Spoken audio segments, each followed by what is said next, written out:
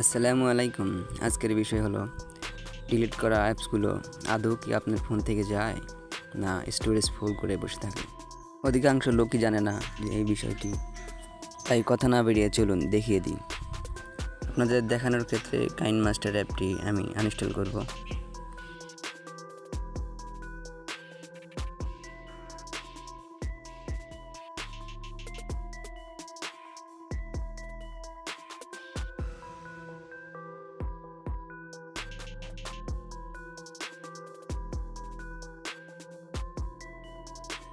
আদৌ কি আপনার ফোন থেকে এই অ্যাপসটি আনইনস্টল হয়েছে, না কোথাও ঘাপটি মেরে বসে আসে। চলুন দেখে আসি। সেজন্য আপনাকে প্লে স্টোরে যেতে হবে।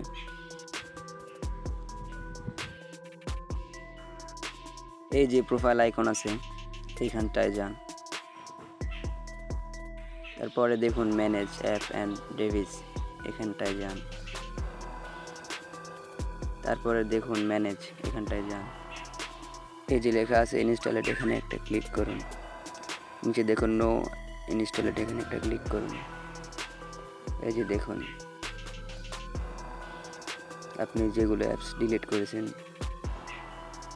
সেগুলো অ্যাপস সব শো করতেছে। এগুলো অ্যাপস কিন্তু আপনার স্টোরেজ ফুল করে রয়েছে। একটা একটা করে সিলেক্ট করে স্টোরেজ ফাঁকা করে ফেলতে পারেন, আর আপনার ফোনটিকে আরও ফাস্ট করে তুলতে পারেন।